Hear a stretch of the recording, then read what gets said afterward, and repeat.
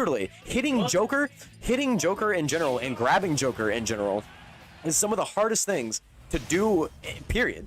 This character, low profile shit. He has one of the skinniest hurt boxes. He hurt box shifts with almost every one of his ground moves. It's incredibly hard to hit this character, bro. Like, people don't realize that. So his own hitboxes change as he acts. Yeah. So, like, he'll F-tilt and he crouches down in between the hits, so he low profiles a lot of things. About, like, it's broken. It's really good. Like, look a certain direction, it'll move your hitbox. yeah. The same way in, like, Call of Duty, if you were to, like, Fortress. Yeah. Like how you can bunny hop in some games, it's literally because you're using the game's own mechanics, like, against its, like, essentially.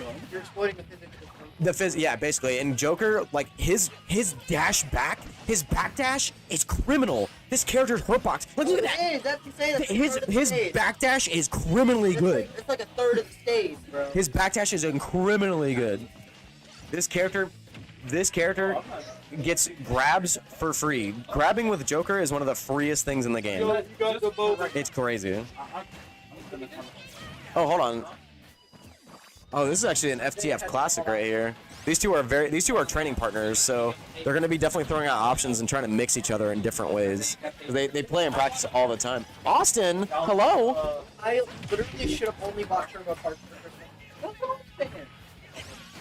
Got 100 I would have had like. Oh, nice.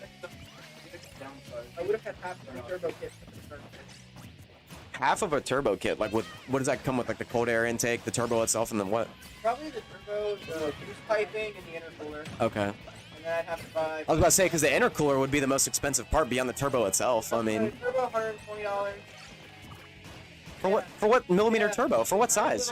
Tiny little T4 turbo. Oh, the 20 millimeter ones. Yeah. Okay. Yeah. Yo, low key. The diesel turbo that's like 70-something millimeters. A diesel turbo? What? A Cummins engine? You want a Cummins? What, you want to put a Cummins in? With a 70mm diesel X250 turbo, have two of them. Yeah, and he's like, you can have this. Just take it. Just take a 30 millimeter turbo and throw it in a 4-cylinder and watch it blow up on startup. 70mm turbo. I got it. That's fucking crazy. That's crazy. I mean, like, I've seen it before, right? Like, I've seen like incredibly fat superchargers and turbos, but like that's crazy. Like for his Mazda, not gonna blow up. The transmission, yeah. It's a Ford transmission, it's a Mazda. Yeah. Same thing with Toyotas. Toyotas just don't die. I've never known a Toyota to die. I've actually, matter of fact, I've seen somebody headfirst ram a light pole in a Toyota, and then they drove it home. I've seen drove it home. Sign on WRX and it breaks. Dude, Subarus are made out of plastic. I tell people that all the time. I don't care how nice your WRX is. Whenever that WRX meets anything else, you're done. Milkman is insane. Yeah, Milkman is insane. He's different. He's what we call different. But he also plays Rob. He plays Rob also. So we gotta count a little bit of carry into the skill. Okay, to be fair, his Falco is sick, so that means it's not like. Yeah, no, you're not. By saying he has a good Falco also means that he is carried. So he has like the best Falco. The best Falco here. Yeah, I can see that. His fundamentals go hard enough. Oh.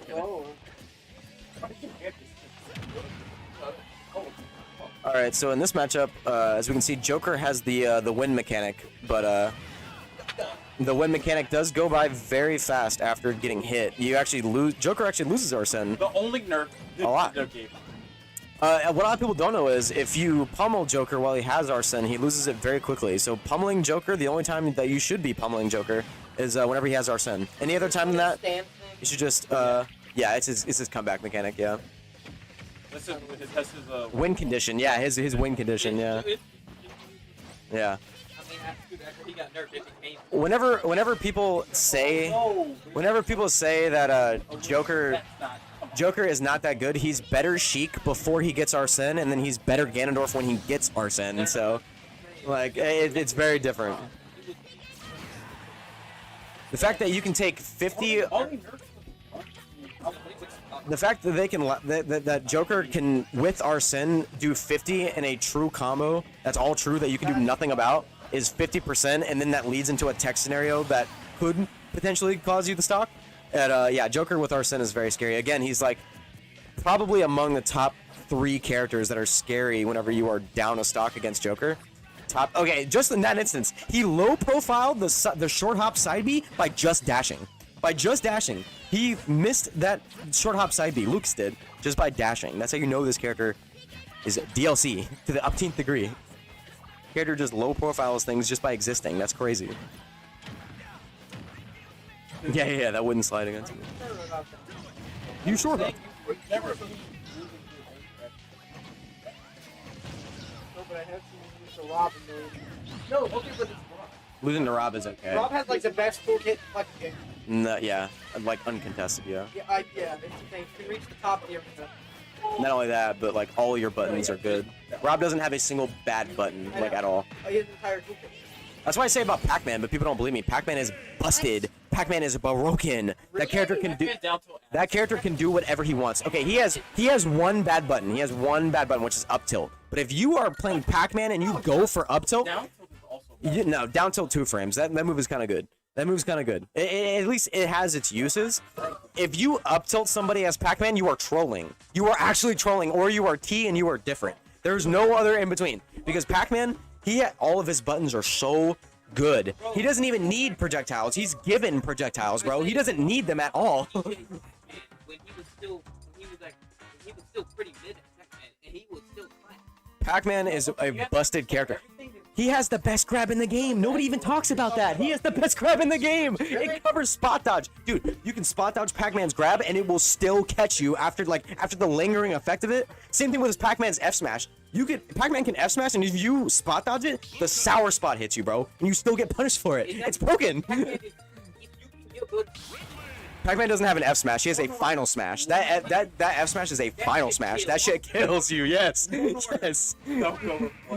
Falco Reflect does nothing against Pac-Man if you don't press the projectile button. No, Falco does not win that matchup. No.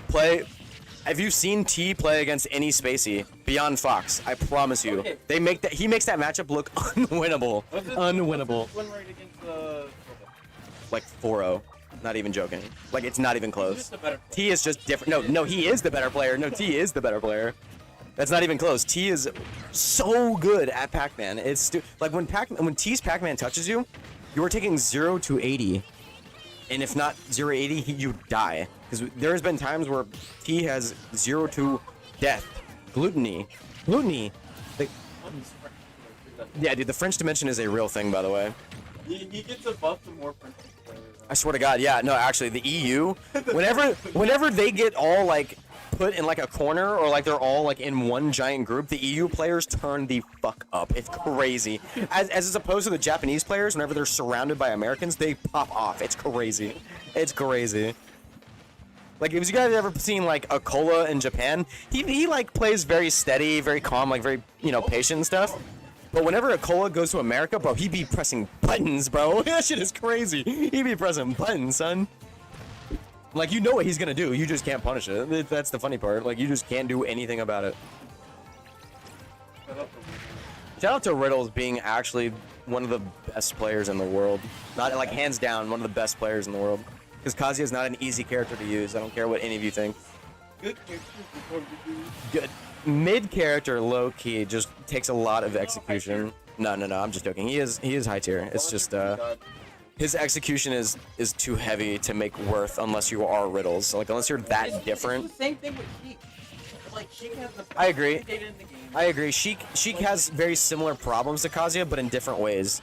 Kazuya and Sheik are both very different. Because, like, with Sheik combos, if you mess up a combo, like, 9 times out of 10, it's really hard to punish Sheik. But if Kazuya misses a combo, sometimes it's either death or you just get mad punished. Yeah. Yeah, right. Like, Sheik has very different faults of Kazuya, but they do share some very similar faults, which is execution and, like, combo ability, right? Because if you don't have either of those with either of those characters, you are probably going to lose the match, regardless of whether you're the better player or not. Ooh, that sucks. You hate to see that. I like how there's some moves that you kind of, or I guess recovery is like different. Ridley, that. Yeah. Same thing with K-roll recovery. I think the most annoying move that hits above, like on the ledge, is probably Crom up B, like Crom and Ike up B.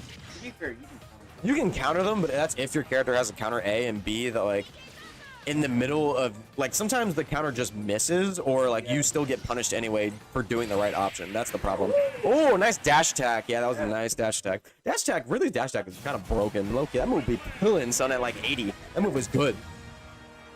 Really, honestly has some of the best like normal buttons and like some of the best grounded options in the game. Like with like his smash attacks are really good. His and like almost unpunishable.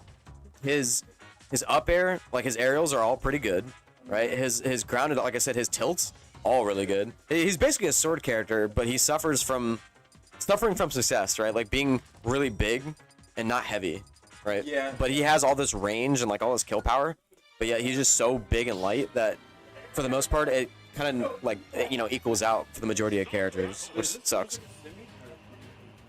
I couldn't tell you. I couldn't tell you. I would imagine it's losers finals because I think this is a 5-game game right here. I think it's 1-1 currently. I think it is 1-1 currently. So he's sticking Ridley. He won the game. He goes Ridley again. Now, do we see it? No, we don't see a switch here from Camo. He's playing some other characters earlier. But he's going to stick it out with Lucas here for this set. We'd have to look at bracket, I couldn't tell you. Not many though. If we're this far in the bracket, it's like this late at night. There's not that many. Yeah, that's why like half of everyone's gone. Yeah, what time is it? 9:30? No, it's not. Yeah, it's not. I really missed.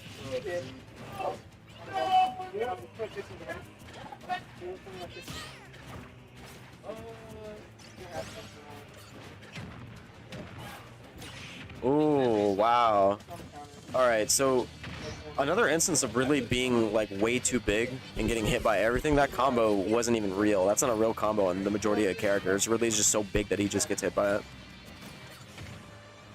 Look at that. He can just F-tilt whenever he wants and F-tilt 2 frames and it kills that ledge and it just does all these wonderful things.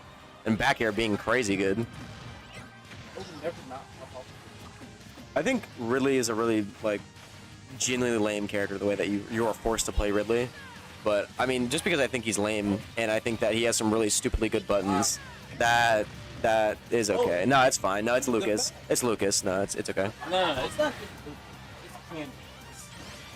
Have you ever seen other Lucas players make it back there? Yeah. Yeah. Unfortunately, Serenade makes that back all the time, and I have to deal with Serenade in neutral. You know the crazy part is, whenever I beat Serenade Sephiroth, he immediately switches to Lucas, and I hate that. I hate that so bad. Because I feel like good for a little bit, and then I'm like, oh yeah, wait a minute. No, he's not even playing his best character. It sucks. Yeah.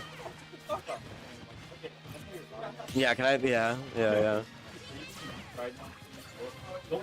No, believe it or not, like, Milkman doesn't throw as hard as most people, like, he doesn't troll as hard as most people think.